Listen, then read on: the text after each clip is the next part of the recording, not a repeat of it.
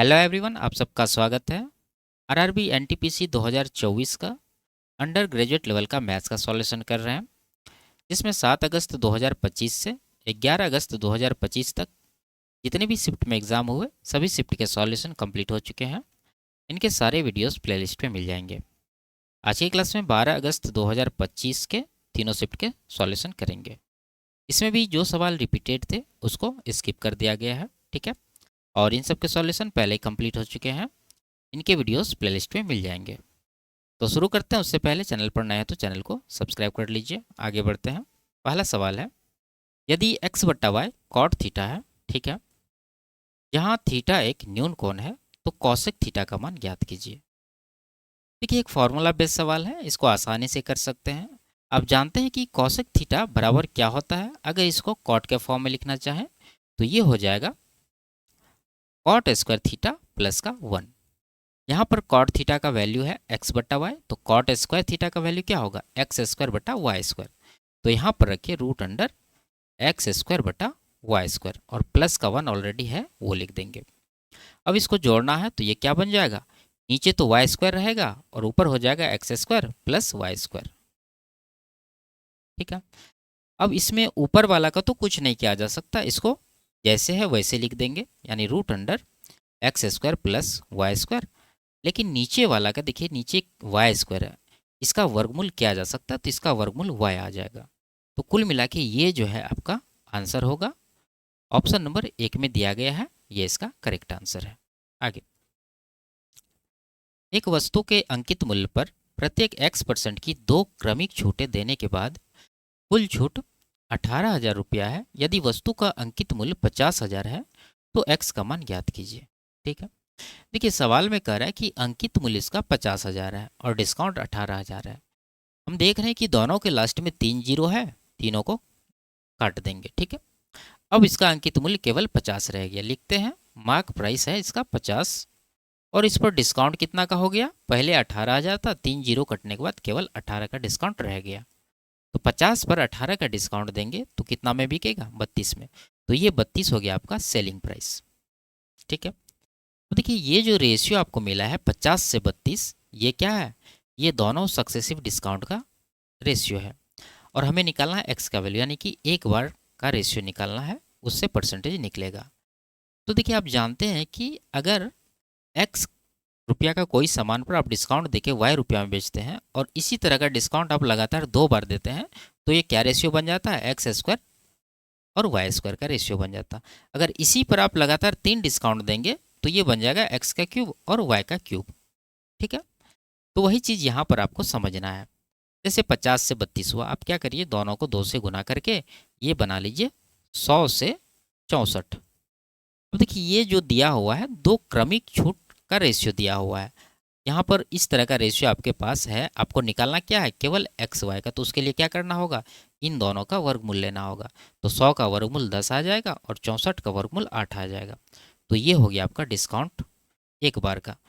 तो 10 का सामान 8 में बेच रहे हैं, 2 का डिस्काउंट है किसके ऊपर, 10 के ऊपर। तो 1/10 होता है 10%, यहाँ पर 2/10 है, तो ये हो गया 20%। तो 20% इस सवाल का सही आंसर होगा। आगे, एक खुदरा विक्रेता अपने ग्राहकों को वस्तुओं की खरीद पर निम्नलिखित छूट योजना प्रदान करता है। 30 खरीदें और 10 मुफ्त पाएं। दी गई छूट का प्रतिशत ज्ञात कीजिए, ठीक है। देखिए, यहाँ पर सिंपल सा सवाल है, 30 खरीद रहे हैं, आपको 10 फ्री मिल रहा है, इसका मतलब आपको टोटल कितना वस्तु मिल रहा है, 40। लेकिन 40 वस्तु के बदले आप 30 वस्तु का ही प्राइस पे कर रहे हैं, इसका मतलब 10 का डिस्काउंट है किसके ऊपर, 40 के ऊपर। तो 10/40 यानी घटाने के बाद 1/4 आया, इसका परसेंटेज हो जाएगा 25। तो 25% इस सवाल का करेक्ट आंसर है, ऑप्शन नंबर 2 में दिया गया है। आगे, निम्नलिखित में से कौन सा कथन सही है, चेक करते हैं। पहला ऑप्शन है, वर्ग आयत और समचतुर्भुज दोनों की एक विशेष स्थिति है। देखिए, वर्ग के बारे में आप जानते हैं, एक डायग्राम बनाते हैं। जनरली वर्ग जो है इस तरह का दिखता है, ठीक है। इसकी विशेषताएं क्या होती है कि इनकी चारों भुजाएं इक्वल होती है, और प्रत्येक कोण इसका समकोण होता है, यानी 90 डिग्री का, और आमने सामने की भुजाएं समांतर होती है, ठीक है। और आयत अगर हम लोग एक बनाएं तो आयत जनरली इस तरह का दिखता है, जिसमें कि लंबाई जो है चौड़ाई से बड़ा होता है। और इनकी विशेषताएं होती है कि इनकी भी चारों कोण 90 डिग्री का होता है और आमने सामने की भुजाएं समांतर होती है और बराबर भी होती है। ठीक है, अब ये कह रहा है कि क्या आयत विशेष स्थिति में एक वर्ग बन सकता है। देखिए, ये आप याद रखिए कि आयत को हम लोग एक विशेष स्थिति में वर्ग कह सकते हैं, लेकिन वर्ग को जो है आयत नहीं बोल सकते। वर्ग का एक फिक्स कंडीशन है कि भाई चारों भुजाएं बराबर और प्रत्येक कोण समकोण होना चाहिए, तो वो एक वर्ग कहलाएगा। लेकिन आयत में ऐसा नहीं है। आयत को अगर हम लोग मॉडिफाई कर दें तो ये एक तरह का वर्ग बन जाएगा। ठीक है, और मॉडिफाई कर भी सकते हैं।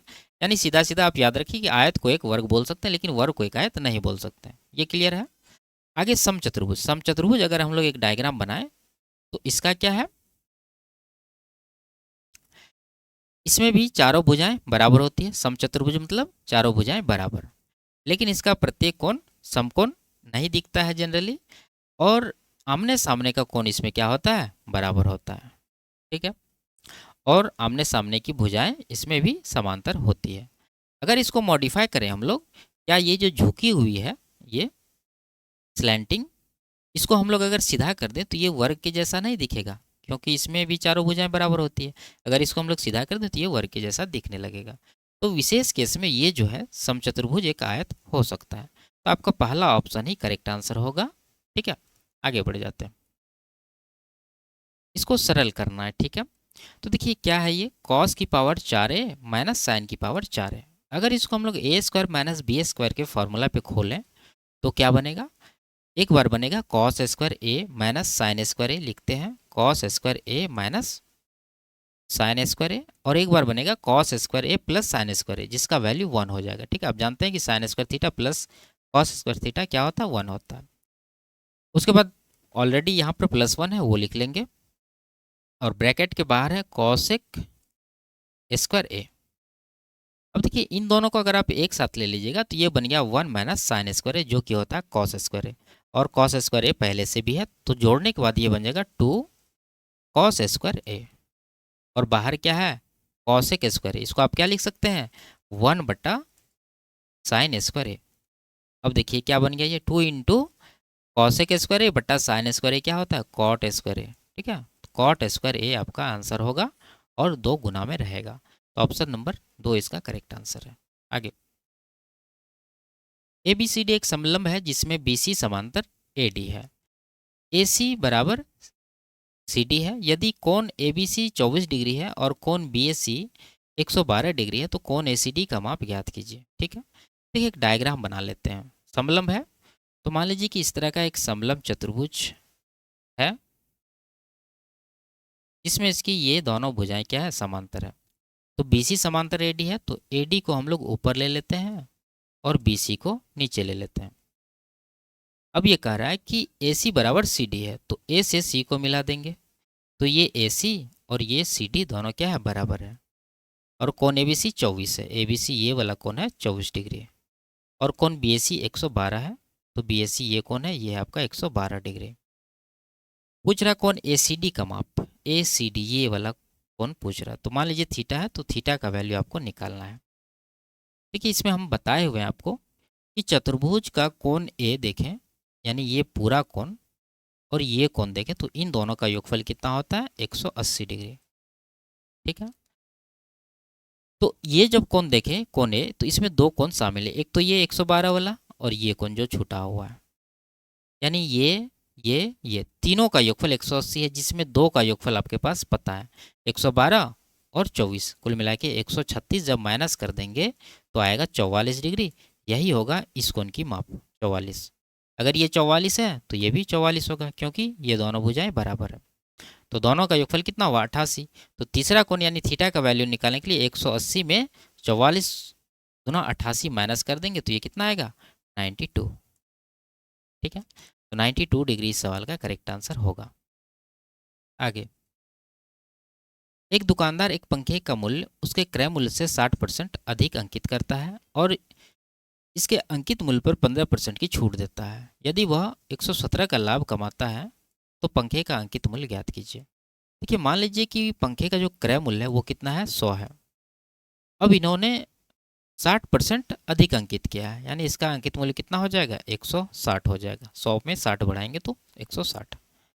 अब ये डिस्काउंट दिया है 15%, तो डिस्काउंट हमेशा मार्क प्राइस पर देते हैं। तो इस पर अगर 15% आप डिस्काउंट देंगे तो कितना होगा, 16 10% हो गया, फिर इसका 1.5 गुना कर देंगे यानी कि 24 हो जाएगा। तो 160 पे 24 का डिस्काउंट देंगे तो 136 में सामान बिकेगा। तो ये हो गया सेलिंग प्राइस। अब देखिए 100 का सामान 136 में बेच रहे हैं, प्रॉफिट है कितना का, 36 का, जबकि यहाँ पर 117 का प्रॉफिट है। तो ये 36 यूनिट का वैल्यू 117 होगा। हमसे पूछा जा रहा है अंकित मूल्य, अंकित मूल्य कितना है, 160। तो 160 का वैल्यू निकाल देंगे। उसके लिए 117 को 36 से डिवाइड करना होगा और 160 से गुना करना होगा।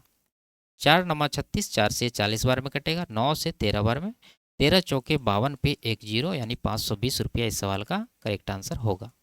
आगे, एक दुकानदार निम्नलिखित 3 योजनाएं प्रदान करता है, इस योजना में अधिकतम छूट प्रतिशत है, निकालना होगा। देखिए 15 और 20 का 2 सक्सेसिव डिस्काउंट है, तो क्या होगा, 15 20 35, उसमें माइनस करेंगे 15 गुना 20 बट्टा 100 यानी कि कितना होगा, 300। ठीक है, तो 3 माइनस करेंगे तो 32, यहाँ पर हम निकाल देते हैं 15 गुना 20 बट्टा 100, तो 300 हुआ, 100 से ये 3 बार में कट जाएगा, 35 में 3 माइनस करेंगे तो 32।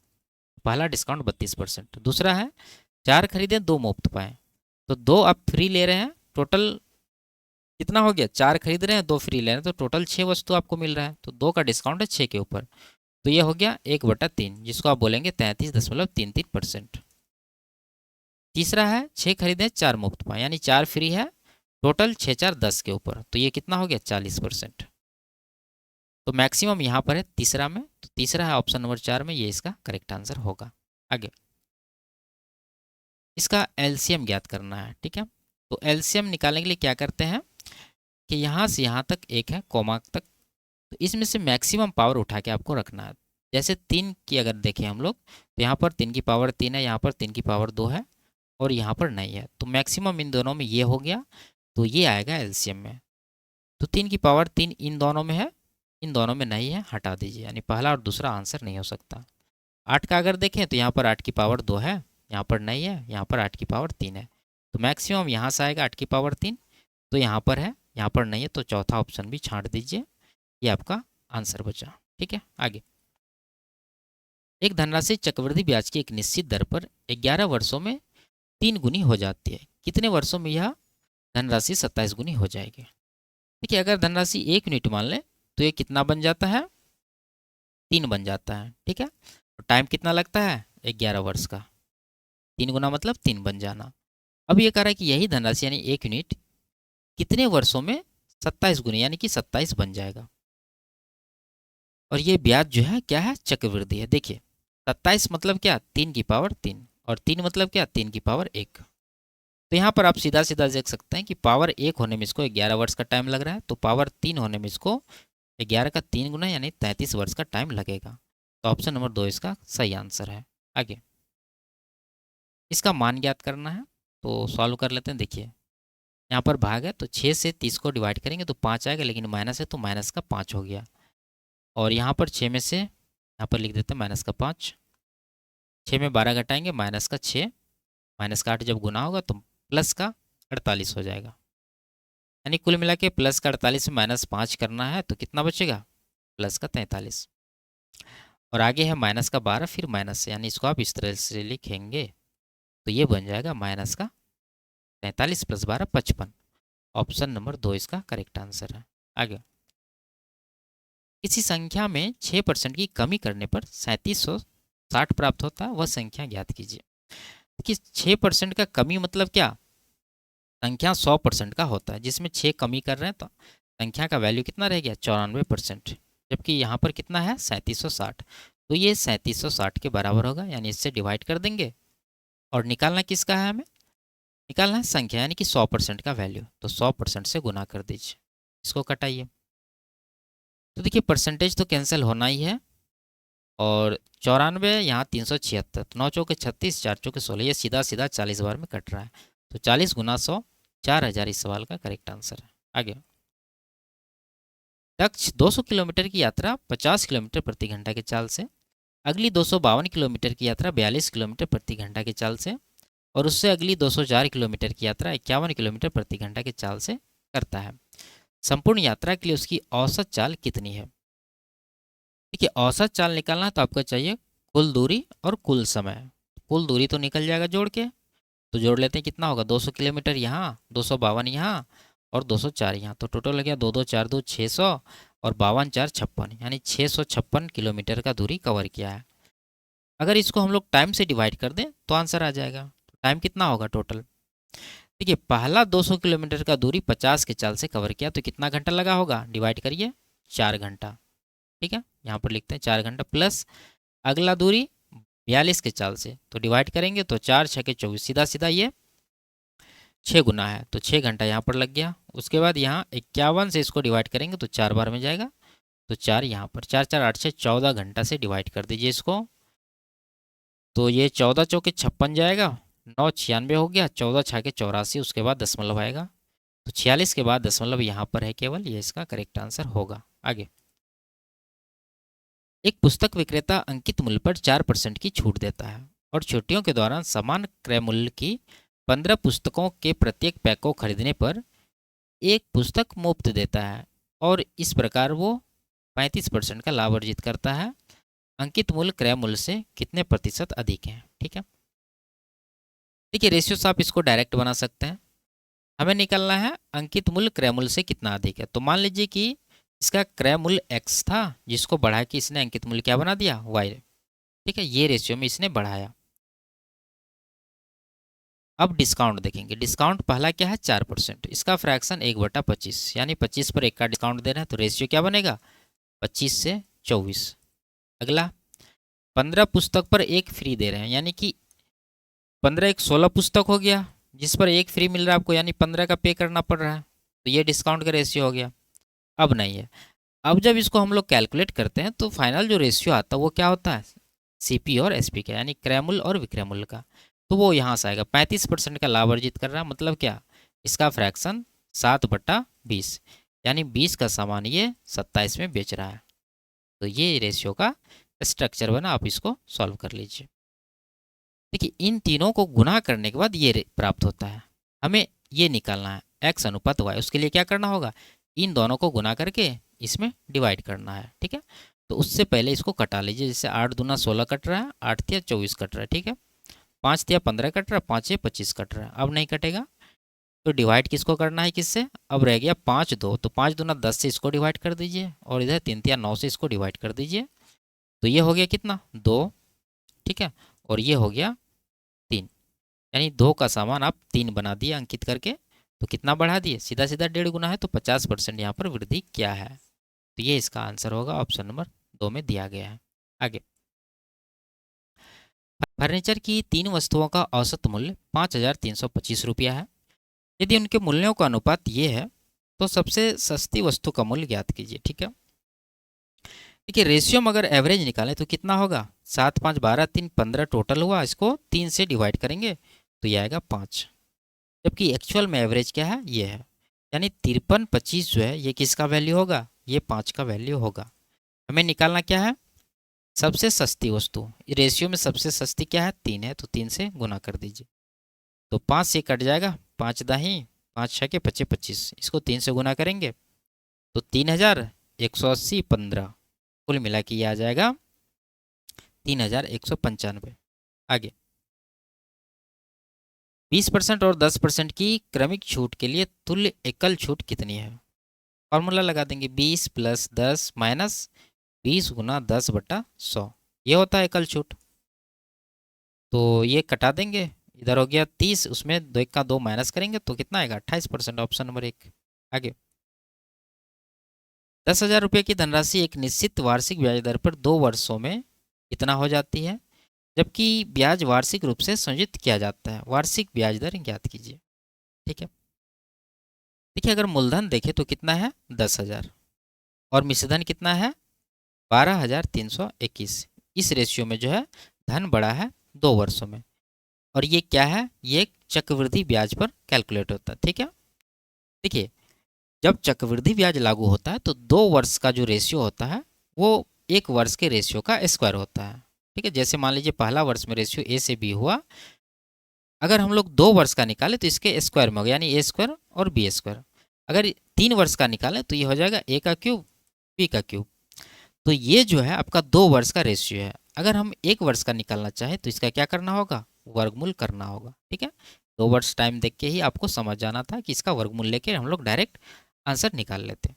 तो 10,000 का वर्गमूल कितना आ जाएगा, 100। और ये क्या है, 1 2 3 फिर 2 1। तो ये पैटर्न होता है, जैसे 11 का स्क्वायर 121। 2 बार 1 है तो 1 से 2 गए, फिर 2 से 1 आए। 3 बार 1 रहेगा तो 1 2 3 तक जाएंगे, फिर 2 1 आ जाएंगे। तो ये देख रहे हैं 3 तक गया है, इसका मतलब 3 बार 1 इसका वर्गमूल होगा। तो ये 11 का ब्याज है, 100 पर 11, तो ये 11%। ऑप्शन नंबर 2 इसका करेक्ट आंसर है। आगे, यदि sec theta plus tan theta S है तो इसका मान ज्ञात करना है। ठीक है, देखिए इसमें वैल्यू रख लीजिए थीटा का, और ऑप्शन देख लीजिए कि कौन सा वैल्यू रखा जा सकता है। 0 और 90 डिग्री नहीं रख सकते हैं क्योंकि अनडिफाइन बन रहा है, तो थीटा का वैल्यू आप सिंपल सा क्या करिए, 30 डिग्री रख लीजिए। ठीक है, अगर 30 रख लें तो सेक 30 का वैल्यू कितना होता है, 2/√3 प्लस टेन 30 का 1/√3 बराबर एस। अगर इन दोनों को जोड़ेंगे तो √3 नीचे बराबर है, तो ऊपर हो गया 3, नीचे हो गया √3 बराबर एस। तो यहाँ से एस बराबर कितना हो गया, √3 से 3 को डिवाइड करेंगे तो √3 ही आएगा, ये वैल्यू है। अब ये एस बराबर जो आया है √3 यहाँ पर रख दीजिए इस इक्वेशन में। जब इसमें रखेंगे तो ऊपर बन जाएगा √3 का स्क्वायर -1 यानी कि 2 हो जाएगा ये, और नीचे √3 का स्क्वायर 3 + 1 नीचे 4, घटाने के बाद ये आएगा 1/2। अब देखना है कि कौन सा ऑप्शन थीटा का वैल्यू 30 रखने पर 1/2 देगा। सेक 30 1/2 नहीं होता, नहीं होगा। साइन 30 1/2 होता, आंसर यही होगा। ठीक है, ऑप्शन नंबर 3 नहीं हो सकता है, क्योंकि कॉसेक 30 जो होता है वो क्या होता है, 2 होता है, और कॉट 30 क्या होता है, √3 होता है, तो ये भी आंसर नहीं होगा। तो ऑप्शन नंबर 2 इसका करेक्ट आंसर है। आगे, किसी कंपनी द्वारा अर्जित लाभ को कंपनी के 3 साझेदारों के बीच इस अनुपात में बांट दिया जाता है। यदि सबसे छोटे और सबसे बड़े हिस्से का अंतर 78,106 रुपया है तो कंपनी का कुल लाभ ज्ञात कीजिए। देखिए सबसे छोटा और बड़ा का डिफरेंस ये है, अगर रेशियो में सबसे छोटा देखें तो 5 है, सबसे बड़ा 17 है। दोनों का डिफरेंस क्या है, 17 और 5 का डिफरेंस 12, यानी ये जो 78,106 है ये 12 यूनिट का वैल्यू है। तो लिखेंगे 78,106 12 यूनिट का वैल्यू है, तो 12 से डिवाइड करेंगे। निकालना क्या है, कुल लाभ, यानी सबको जोड़ना होगा। तो 8 5 13 + 17 30 हो जाएगा, तो 30 से गुना कर देंगे। कटाइए इसको, 6 पंचे 30, 6 दूना 12, 2 से 1 कट जाएगा 39, फिर 0 आएगा 5 3, इसको 5 से गुना करना, तो 5 या 15 इकाई 5 आ रहा है।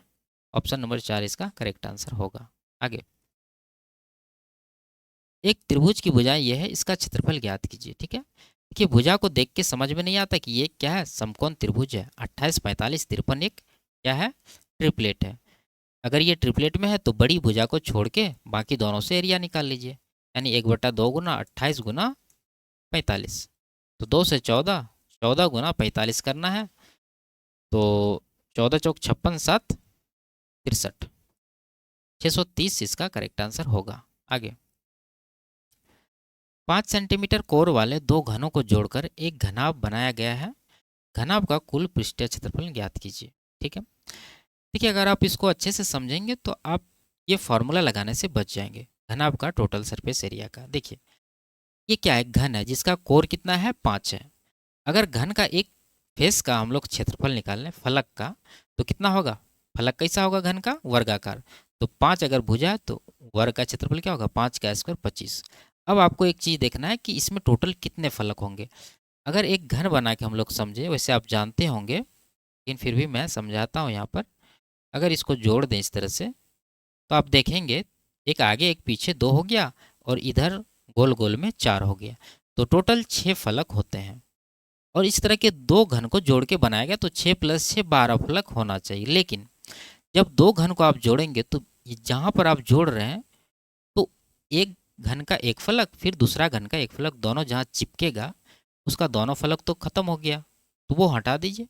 तो 2 फलक हटाने के बाद 10 फलक बचा, तो 10 से गुना कर दीजिए। प्रत्येक फलक का क्षेत्रफल ये है, तो 25 दाई 225 50 सेंटीमीटर स्क्वायर इसका करेक्ट आंसर होगा। ऑप्शन नंबर 2 इसका सही है। ठीक है, और आप समझ के भी बना सकते हैं। मान लीजिए अगर आप 2 घन को जोड़ेंगे, हम सामने वाला फेस इसका बना रहे हैं, इस तरह से आपको दिखेगा। ठीक है, इसमें ये 5 है, ये 5 है, ये 5 है, ये 5 है, ये भी 5 है, ये भी 5 है। तो जोड़ने से क्या होता है कि इसका लंबाई 2 गुना हो जाता है, यानी 5 + 5 10। बाकी इसका चौड़ाई वही रहेगा जो है 5, और इसका ऊंचाई भी वही रहेगा जो कि है 5। अब यहाँ LVH आपको प्राप्त है, फॉर्मूला लगा के एरिया निकाल सकते हैं। ठीक है, आगे इसका मान ज्ञात करना है। तो क्या है ये 145। देखिए किसी भी संख्या के लास्ट में 5 रहे, जब उसका स्क्वायर करते हैं तो लास्ट में 25 निश्चित रूप से आता है। 25 केवल एक ही ऑप्शन में दिया है, ये इसका करेक्ट आंसर हो जाएगा। बाकी 5 का स्क्वायर 25 आपको रखना है। 14 की अगली संख्या यानी 15 से इसमें गुना करिए तो कितना होगा 210। तो 210 यहाँ पर रख दीजिए, यही आपका जो है नंबर वो आएगा 210 25। आगे तो ये लास्ट सवाल था। वीडियो आपको कैसी लगी कमेंट में ज़रूर बताइए। अच्छी लगी तो वीडियो को लाइक शेयर और चैनल को सब्सक्राइब कर लीजिए। फिर मिलते हैं अगली क्लास में, तब तक के लिए बाय बाय, टेक केयर।